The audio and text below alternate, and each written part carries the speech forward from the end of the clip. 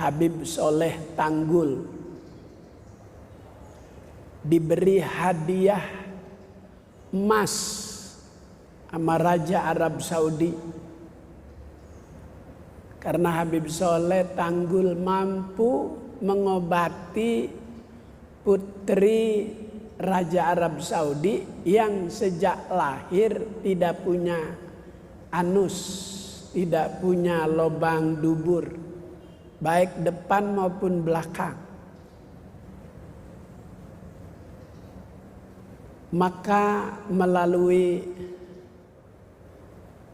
Sayyid Muhammad, Sayyid Alawi, Sayyid Abbas, Al-Maliki, Al-Hasani, Raja minta tolong cari orang yang bisa mengobati. Dibawalah Habib Soleh Tanggul. Begitu sampai di istana Raja Arab Saudi, begitu masuk ke dalam istana, disiapkan minum, gelasnya dibolongin pakai ujung pulpen. Terus airnya keluar dari gelas. Kata Raja Arab Saudi, ini yang bisa mengobati putriku perilakunya begini. Udah habis berbuat seperti itu, keluar. Ayo kita pulang. Anakku belum diobati, kata Raja. Kata beliau, itu gelas tadi sudah bisa mengeluarkan air. Anakmu sekarang sudah bisa mengeluarkan baik dari belakang maupun dari depan. Tuh kekasih Allah. Nggak pakai dipegang, langsung ada tempat keluar buang hajat. Mau dikasih hadiah bongkahan emas. Kata Habib Soleh Tanggul, mohon maaf, saya terlalu banyak yang memberi hadiah emas. Udah buat rakyat sini aja. Tapi kata Sayyid Muhammad Al-Maliki, terima aja kita buat hadiah ke Yaman. Maka itu bongkahan emas diterima, disedekahkan ke warga Yaman. Maka seketika Habib Soleh Tanggul di mata masyarakat namanya masyhur, terkenal. Nggak pakai nyari rezeki, rezeki datang sendiri. Nggak pakai bawa proposal ke istana raja, raja yang minta. Tuh ada orang-orang yang spesial di mata Allah, memiliki kelebihan-kelebihan dibanding hamba-hambanya yang lain.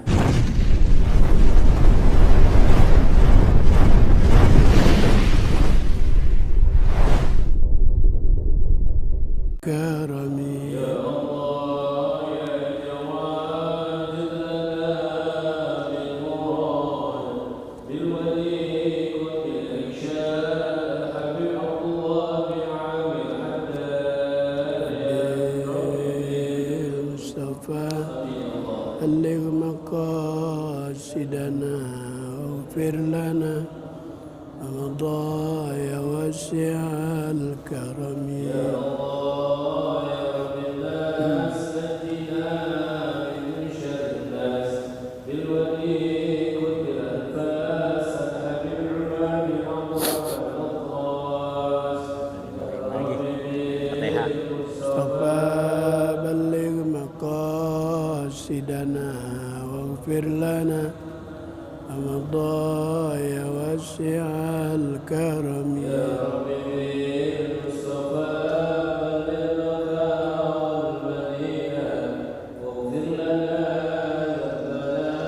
يا واسع الكرم يا ربي بالمصطفى بلغ مقاصدنا واغفر لنا ما مضى يا واسع الكرم اللهم صل وسلم وبارك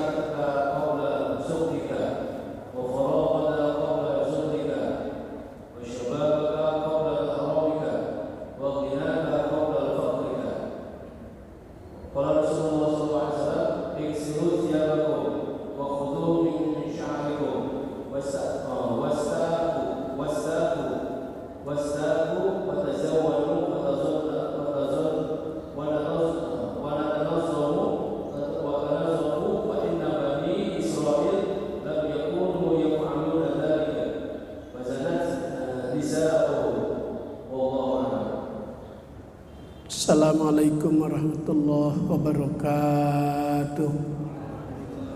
Bismillahirrahmanirrahim. Alhamdulillah alladzi ja'ala hadzal ijtima'an ruhaniyah wa ja'ala hadzal majma'an mubaraka wa ja'ala hadzal ittisalan qalbiyah mahmiyah.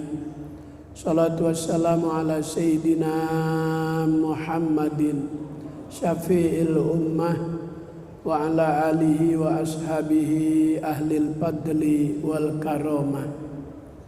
Amma ba'du, subhanaka la ilma lana illa ma 'allamtana innaka antal alimul hakim.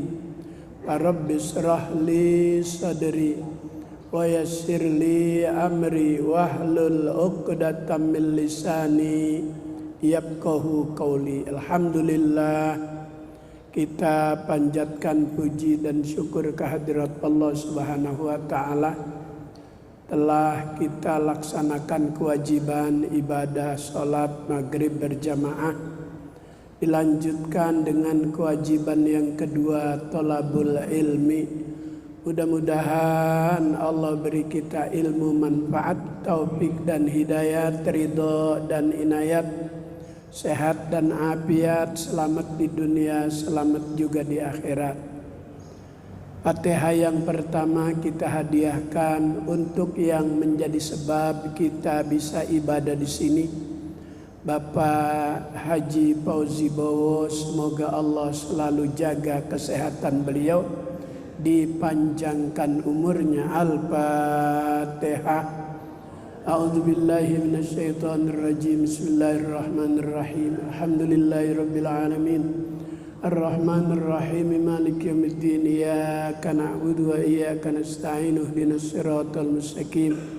Siratal ladzina an'amta 'alaihim ghairil maghdubi 'alaihim waladdallin. Amin. Fatihah yang kedua. Barangkali ada keluarga kita yang sedang menderita sakit, semoga dengan mukjizat Fatihah Allah Ta'ala angkat penyakitnya, dipanjangkan umurnya. Bil khusus Ibu Siti Aminah binti Sastrawiranu, Anallaha berikan ia sehat afiat. Al-Fatihah. A'udzubillahi minasyaitonirrajim. Bismillahirrahmanirrahim. Alhamdulillahirabbil alamin. Arrahmanirrahim. Maliki yaumiddin. Iyyaka na'budu wa iyyaka nasta'in. Ihdinas siratal mustaqim. Siratal ladzina an'amta 'alaihim ghairil maghdubi 'alaihim waladdallin. Amin. Bismillahirrahmanirrahim. Qala al-musannifu rahimahullah wa adaman naf'a wa bi barakati ulumihi wa bikum bid-daraini. Amin. Qala an-nabiyyu sallallahu alaihi wasallam igtanim khamsan qabla khamsin. Rebutlah yang 5 sebelum datang yang 5. Apa saja yang 5 tersebut pesan Rasul? Yang pertama, hayataka qabla mautika. Hidupmu sebelum matimu. Allah jadikan kehidupan bagi kita hambanya di dunia untuk mencari bekal. Bekal ketika akan mengalami hidup setelah kematian. Kehidupan seseorang setelah kematian, hidup yang kedua setelah di alam dunia, di alam akhirat, bagaimana keadaannya tergantung dia bagaimana cara hidup di dunia.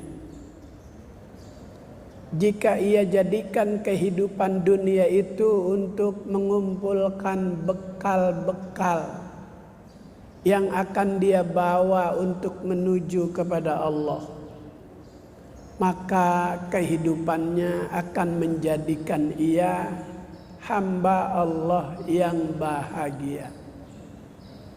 Karena liyabluwakum ayyukum ahsanu amala. Dalam hidup di dunia ini kita mencari bekal supaya kehidupan setelah kematian nanti kita dapat menikmati. Kata orang tua zaman dulu, pek nang. Capek dulu baru senang. Kalau yang nang baru pe. Biasanya orang yang senang dulu masa tuanya capek. Maka rebutlah 5 kesempatan sebelum datang 5. Yang pertama, hayataka qabla mautika. Hidupmu sebelum datang matimu. Allah Ta'ala sudah tentukan batas waktu kehidupan manusia beda-beda. Watilkal ayyamu nudawiluha bainan nas. Allah Ta'ala putar kehidupan di antara manusia, datang silih berganti. Tidak selamanya hari Kamis bakal berganti dengan hari Jumat. Tidak selamanya hari Ahad bakal berganti dengan hari Senin. Tidak selamanya ia hidup akan berganti dengan yang akan lahir ke dunia. Maka jika itu datang, manusia tidak bisa menolak. 3 yang manusia tidak bisa menolak apabila terjadi pada dirinya. 1, kematian. Yang kedua, jodoh. Sudah ditentukan oleh Allah. Yang ketiga, rezeki. Porsi rezeki beda-beda. Wardo bima qasamallahu laka takun agnan nas. Senanglah terhadap aturan rezeki yang Allah Ta'ala tentukan. Niscaya kamu menjadi manusia yang kaya. Merasa dirinya cukup dengan apa yang Allah beri. Kalau dia tidak menerima apa yang Allah beri, dia akan menghalalkan berbagai macam cara. Kalau sudah demikian, nggak ada rasa kaya di hatinya. Laisal ghina an kasratil arad, walakinnal ghina ghinan nafs. Bukan yang dinamakan orang kaya itu karena tumpukan hartanya di berbagai macam bank. Walakin tetapi yang dinamakan kaya itu ghinan nafs. Kaya jiwanya, kaya hatinya.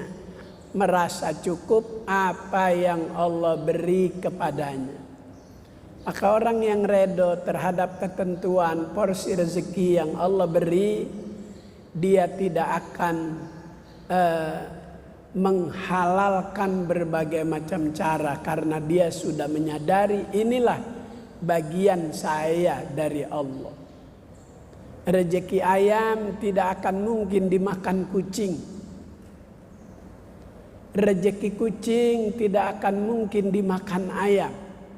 Kalau memang itu Allah Ta'ala sudah tentukan rezeki kita, nggak bakal Allah beri kepada yang lain. Rezeki ada yang dicari, ada yang tidak dicari. Dia datang sendiri. Itu bagi orang-orang yang memiliki makom di sisi Allah. Seperti ia kekasih Allah, wali Allah. Habib Soleh Tanggul diberi hadiah emas sama Raja Arab Saudi. Karena Habib Soleh Tanggul mampu mengobati putri Raja Arab Saudi yang sejak lahir tidak punya anus, tidak punya lubang dubur, baik depan maupun belakang.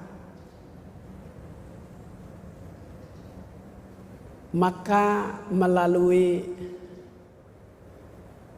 Sayyid Muhammad, Sayyid Alawi, Sayyid Abbas, Al-Maliki, Al-Hasani, Raja minta tolong cari orang yang bisa mengobati. Dibawalah Habib Soleh Tanggul. Begitu sampai di istana Raja Arab Saudi, begitu masuk ke dalam istana, disiapkan minum, gelasnya dibolongin pakai ujung pulpen, terus airnya keluar dari gelas. Kata Raja Arab Saudi, ini yang bisa mengobati putriku perilakunya begini. Udah habis berbuat seperti itu, keluar, ayo kita pulang. Anakku belum diobati, kata raja. Kata beliau, itu gelas tadi sudah bisa mengeluarkan air. Anakmu sekarang sudah bisa mengeluarkan baik dari belakang maupun dari depan. Tuh kekasih Allah. Nggak pakai dipegang, langsung ada tempat keluar buang hajat. Mau dikasih hadiah bongkahan emas. Kata Habib Soleh Tanggul, mohon maaf, saya terlalu banyak yang memberi hadiah emas. Udah buat rakyat sini aja. Tapi kata Sayyid Muhammad Al-Maliki, terima aja kita buat hadiah ke Yaman. Maka itu bongkahan emas diterima, disedekahkan ke warga Yaman. Maka seketika Habib Soleh Tanggul di mata masyarakat namanya masyhur, terkenal. Nggak pakai nyari rezeki, rezeki datang sendiri. Nggak pakai bawa proposal ke istana raja, raja yang minta. Tuh ada orang-orang yang spesial di mata Allah, memiliki kelebihan dibanding hamba-hambanya yang lain. Maka hayataka qabla mautika, memanfaatkan masa hidupmu sebelum datang kematianmu. Kalau udah mati tidak bisa lagi berkarya. Kalau sudah mati tak ada lagi kesempatan untuk beribadah kepada Allah. Kalau sudah mati tidak bisa lagi mengarang lagu untuk menghibur orang. Seperti yang baru meninggal itu penyanyi di era tahun 80-an yang vokalnya cukup kita kenal, yang namanya Bob Tutupoli, yang nyanyinya Widuri, yang begitu tuh nyanyi. Mati juga. Kalau udah datang waktunya, nggak bisa dipending, nggak bisa ditunda. Fa iza jaa ajaluhum fala yastakhiruna sa'atan wa la yastaqdimun. Ajal kalau udah tiba nggak bisa ditunda. Andaikan bisa ditunda, Soeharto masih hidup. Luar biasa Presiden Soeharto saat Bosnia sedang berkecamuk, sedang berperang. Dia datang membawa misi kedamaian. Disuruh pakai baju anti peluru, dia nggak mau. Disuruh pakai helm yang anti peluru karena banyak sniper-sniper penembak-penembak jitu karena sedang terjadi konflik peperangan. Dia datang, nggak mau pakai baju anti peluru, tidak mau pakai helm anti peluru, dia pakai baju jas biasa, pakai peci hitam. Sebelum berangkat dia mohon doa dulu kepada Abah Anom Suryalaya. Dia ziarah dulu ke Habib Soleh Tanggul. Dia ziarah dulu ke Habib Anis Solo. Dia ziarah dulu ke guru-guru, minta izin, minta doa, mau berangkat membawa misi perdamaian. Maka dibangunlah di Bosnia Masjid Suharto. Masya Allah. Banyak jasanya terhadap umat. Maka andaikan kematian bisa ditunda, beliau masih ada. Kemudian wasihataka qabla sukmika. Manfaatkan waktu sehatmu sebelum datang waktu sakitmu. Kalau sudah ada penyakit dalam tubuh, peluang tidak maksimal kita beribadah. Kalau Bapak perhatikan tadi saya agak sedikit berat bangun dari duduk rakaat pertama. Karena kaki saya ini lagi terasa. Mungkin pengaruh makan yang kemarin waktu umroh. Makan terlalu enak. Satu nasi kembuli nampan besar, harganya di restoran kalau dirupiahkan 1 juta. Untuk porsi 4 orang. Kambing di atasnya yang usia 3 bulan. Lagi begini aja di atas nasi. Ya Allah. Baru saya sentuh itu daging sudah lepas semua dari tulang-tulangnya, empuk. Di Madinah 2 kali, di Mekah 2 kali. 2 restoran saya kunjungi, saya makan. Karena terlalu enak makan, sekarang baru terasa. Baru terasa berat. Peluang beribadah untuk lebih banyak terbatas kalau udah ada penyakit dalam tubuh. Maka selagi sehat, wasihataka qabla sukmika. Manfaatkan waktu sehatmu sebelum datang waktu sakitmu. Penyakit yang ada di bagian kaki namanya asam urat. Kalau sudah melebihi ukuran, kalau sudah melewati 7, 8, 9 itu udah parah. Saat duduk tahiyat akhir itu terasa nyeri. Gak bisa lagi jari kaki ini. Kalau sudah melewati batas gak bisa begini nih. Gak kuat. Nyeri, sakit. Maka kenikmatan beribadah berkurang kalau sudah begitu. Maka kata Nabi, manfaatkan waktu sehatmu sebelum datang waktu sakitmu. Wa faraghaka qabla syukmika. Kemudian kata Nabi, setelah kita disuruh memanfaatkan waktu sehat sebelum datangnya waktu sakit, wa faraghaka qabla syughlika. Waktu yang luang manfaatkan sebelum datang waktu kesempitan. Kalau udah sibuk, banyak yang harus diselesaikan, waktu beribadah juga terbentur dengan kesibukan. Maka kata Nabi, wa faraghaka qabla syughlika.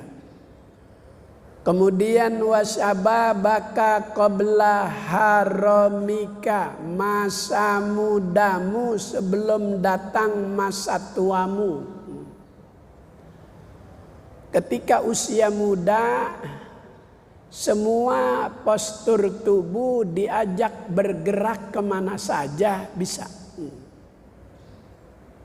Masih muda ikut belajar bela diri, jurus 1, 2, 3, 4. Berganti jenjang mulai dari sabuk warna biru ke kuning, ganti lagi merah. Masih muda. Tapi kalau sudah tua, gerakan untuk itu nggak bisa lagi. Maka manfaatkan masa mudamu sebelum datang masa tuamu. Wa ghinaka qabla fakrika. Manfaatkan masa kayamu sebelum datang waktu miskinmu. Itu waktu silih berganti tuh.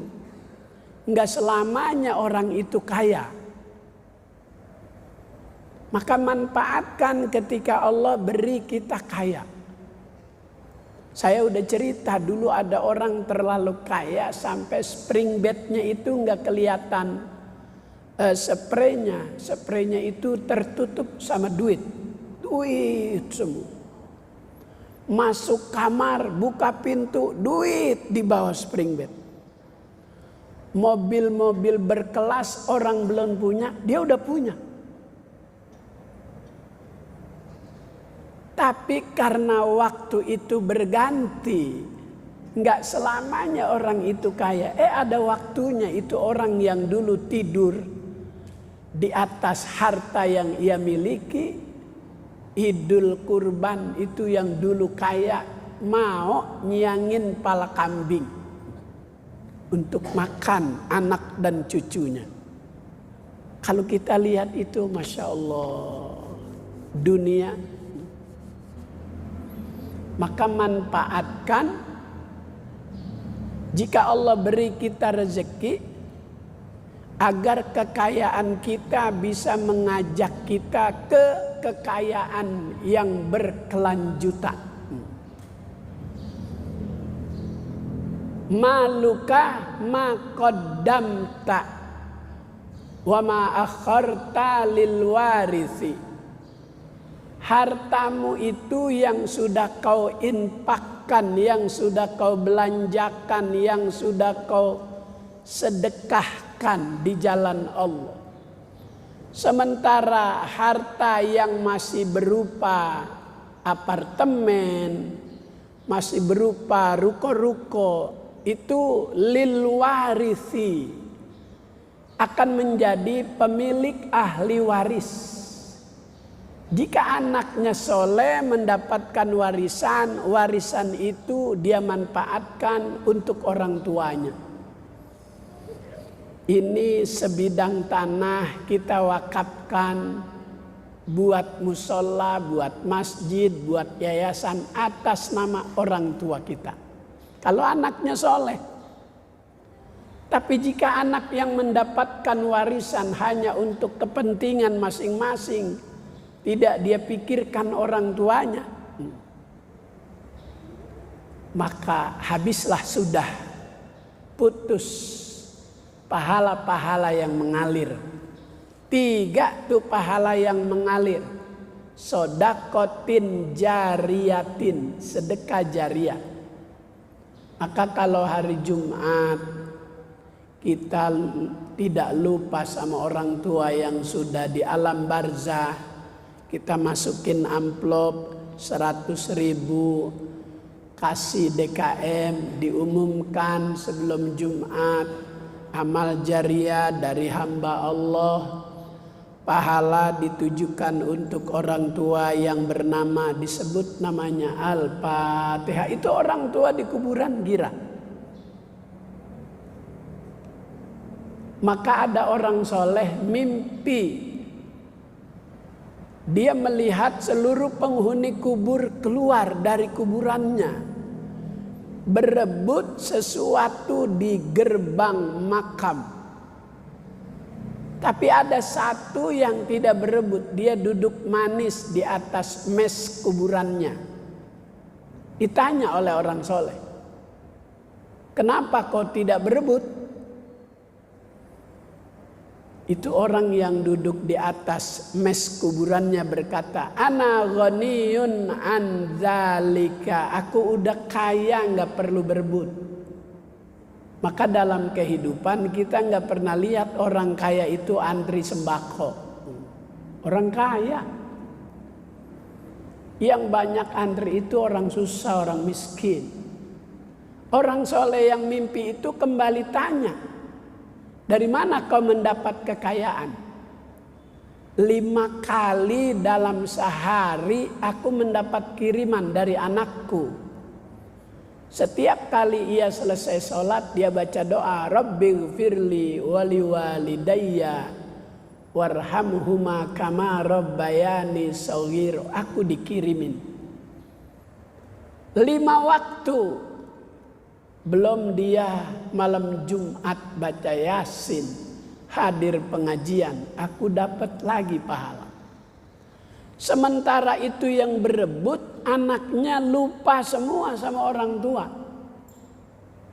Itu dia berebut sesuatu dari mana? Dari khotib Jumat. Makanya doa Allahumma ghfir lil mu'minina wal mu'minat wal muslimina wal muslimat al ahya'i minhum wal amwat. Itu untuk seluruh saudara kita seiman seagama mendapatkan kiriman mingguan dari khotib.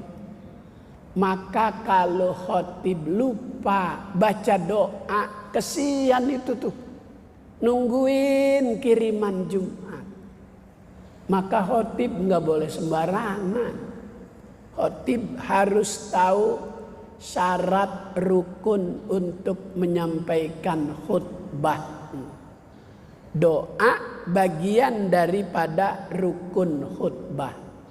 Andaikan itu khotib lupa baca doa, terus bagaimana kita? Selesai sholat Jumat, maka ada i'adah. I'adah itu artinya mengulang.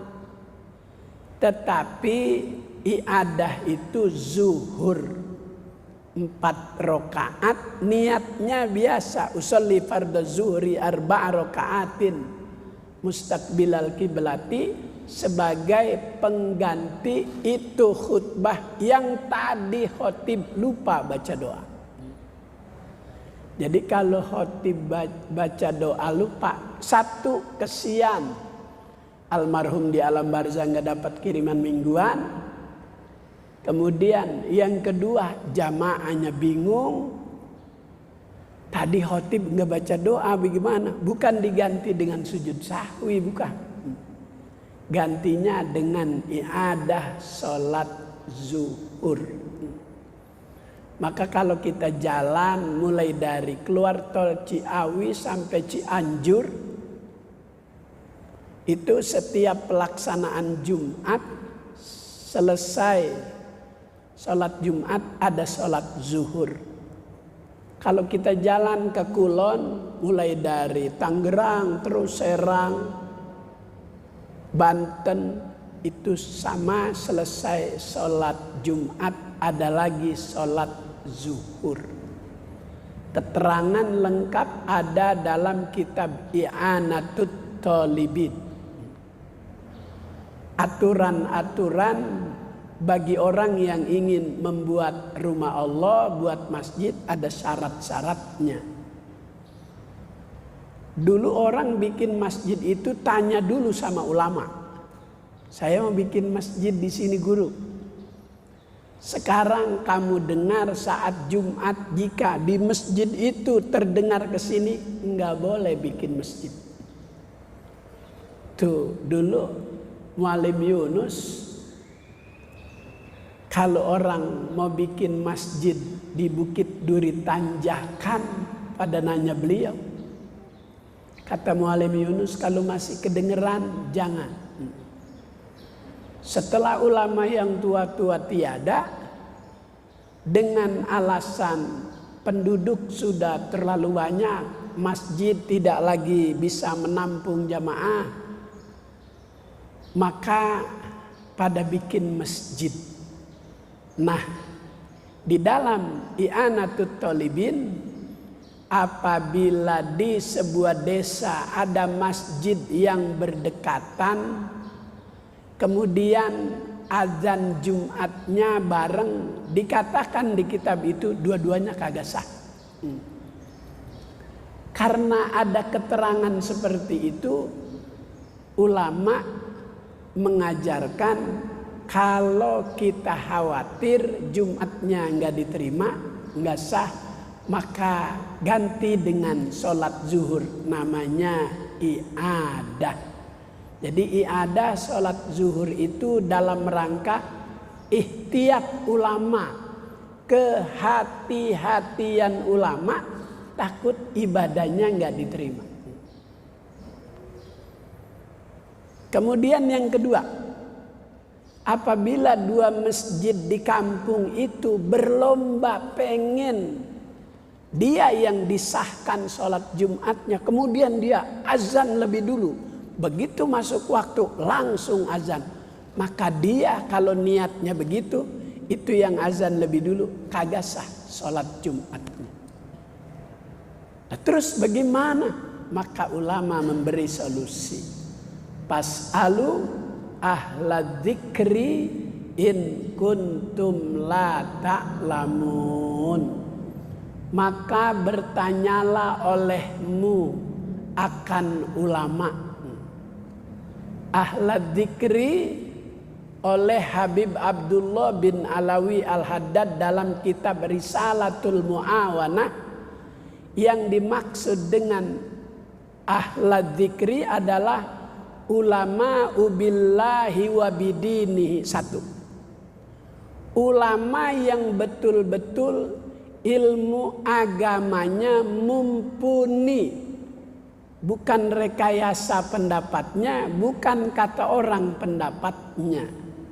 Yang kedua, wa da'wahum bihujjatihim, kalau dia berdakwah dengan dalil-dalil Al-Quran dan hadis, dengan hujjah-hujjah yang nyata. Yang ketiga, yang dimaksud ahla dzikri ulama di situ, kata Habib Abdullah bin Alawi Al-Haddad dalam Risalatul Mu'awanah, ulama yang tidak mencampur adukan profesinya sebagai ulama dengan urusan bisnis. Kalau sudah dicampur sama bisnis, nanti akan terjadi hal-hal yang dapat menghilangkan aura keulamaannya. Umat diajak menanam invest untuk bikin hotel, udah pada naruh banyak, hotelnya belum ada. Jadi kalau udah terlalu banyak campur urusan dunia, dikhawatirkan oleh Nabi begitu tuh. Kata Nabi, al-alimu idza arada bi ilmihi wajhallah haba kulli syai. Ulama itu jika ia mau mengembangkan dakwah ilmunya semata-mata karena Allah, maka segala sesuatu akan takut kepadanya. Makanya ada ulama yang selalu berani menegakkan kebenaran. Memang kata Nabi begitu. La yazaluna, akan selalu ada ta'ifatun min ummati, kelompok umatku yang berani meneriakkan kebenaran, mengajak kita ke jalan yang Allah Ta'ala redho. Ini yang begini dimusuhin. Tetapi janji Nabi dalam hadisnya itu, la yadurruhum man awa'ahum. Kagak bakal dapet celaka tuh orang yang mengajak umat ke jalan yang benar, mendakwahkan yang hak, tidak akan celaka oleh musuh-musuh, oleh orang-orang yang benci kepadanya. Kenapa? Memang dibela oleh Allah. Makanya ada upaya pembunuhan, dia lolos terus, dibela terus oleh Allah. Akan selalu ada orang yang seperti itu, kata Nabi, yang membela kebenaran, yang meneriakkan kebenaran. Akan selalu ada dari zaman ke zaman. Tidak bakal mencelakakan orang yang seperti itu, walaupun musuh-musuhnya banyak. Malah musuhnya yang udah pada mati. Yang memvonis dia 4 tahun penjara udah mati. Hakim Suryaman udah mati. Jaksa penuntut umum Nanang udah mati. Tinggal 2 lagi nih, lagi ketakutan. Tuh janji Nabi tuh, la yadurruhum man awahum. Yang meneriakkan kebenaran diponis salah padahal tidak. Justru yang benci, yang musuhnya itu lebih dulu. Orang dia bilang sampai ketemu di pengadilan akhirat. Wah, makanya pucat waktu dia ngomong begitu. Saudara, jika nanti saya putuskan bersalah dan harus mendekam di penjara sekian tahun, apa saudara mau banding? Dia nggak mau banding, cuman dia bilang sampai ketemu di pengadilan akhirat. Dia bilang begitu aja udah. Mikirin aja, gue mati juga nih. Bener mati tuh. Maka wasihataka qabla mautika. Jaga kesehatanmu sebelum datang kematianmu.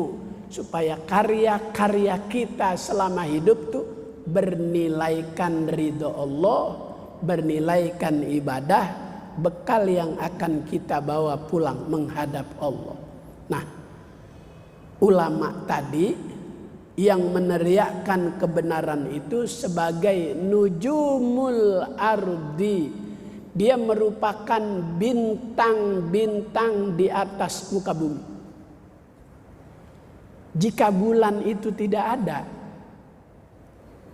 cahaya bintang bersinar, orang masih senang. Orang masih bahagia ada cahaya bintang yang meneraki bumi. Dia bisa tahu arah jalan. Oh, lewat sini, lewat sini.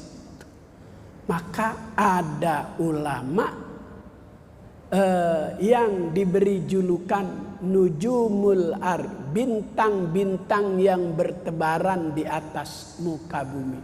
Itu ulama yang semata-mata dakwahnya karena Allah, ilmunya mumpuni, tidak terlalu banyak campur urusan agama dengan urusan dunia. Kemudian yang terakhir, tidak bercampur dengan orang-orang yang punya kepentingan dunia. Sebab ulama bakal dijadikan alat.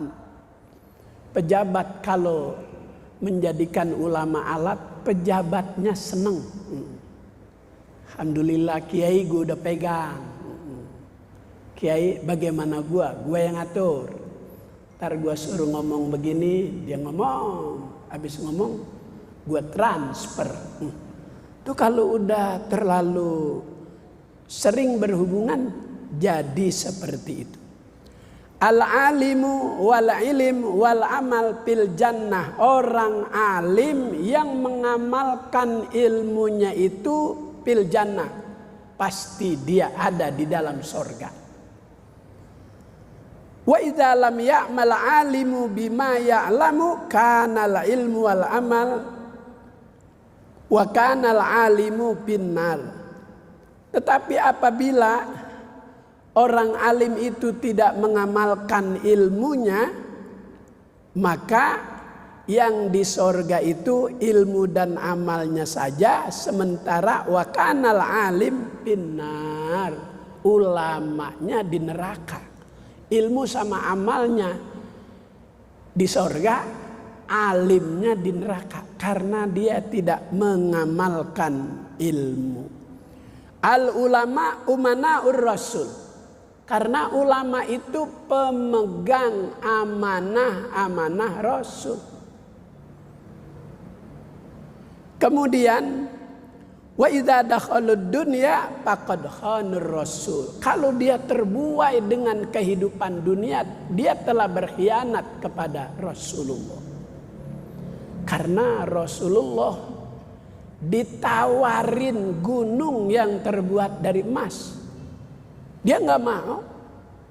Wala saufa yu'tika rabbuka fatardo. Walau gunung itu terbuat dari emas, saya kagak senang kalau masih ada umat saya yang masuk neraka. Rasul nggak nerima tuh. Dikasih 20 miliar. Itu mah Pak Anies ditawarin 20 miliar. Dia juga kagak mau juga, takut. Itu Rasulullah gak mau tuh dilibatkan dengan kepentingan dunia. Dia tidak akan redo kekayaan dia pegang, tapi masih ada umatnya yang berada di neraka. Na'udzubillah min jalik. Al-alimu idza arada bi ilmihi wajhallah haba kulli syai'. Wa idza arada ayyuksira bihil kunuz haba min kulli syai'. Orang alim itu apabila ia mengamalkan ilmunya semata karena Allah, haba kulli syai', maka bakal hilang segala sesuatu yang membuat ia takut. Gak ada takutnya. Berani selalu ada di garis terdepan. Tapi kata Nabi, wa idza arada ayyuksira bihil kunuz haba min kulli syai'. Tapi jika ada ulama yang dengan ilmunya dia memperbanyak keuntungan dunia, haba, maka hilanglah kemuliaan yang ada pada dirinya. Dulu kita lihat wajahnya kita adem, enak. Sekarang kita ngelihatnya kagak enak. Tuh. Rasulullah sudah katakan, jika ulama sudah mengedepankan keuntungan dunia, maka dia akan kehilangan kemuliaan-kemuliaan yang dulu dipanggilnya ulama, sekarang dipanggilnya kakek. Hilang tuh. Hilang. Kenapa? Apa yang Nabi sabdakan demikian.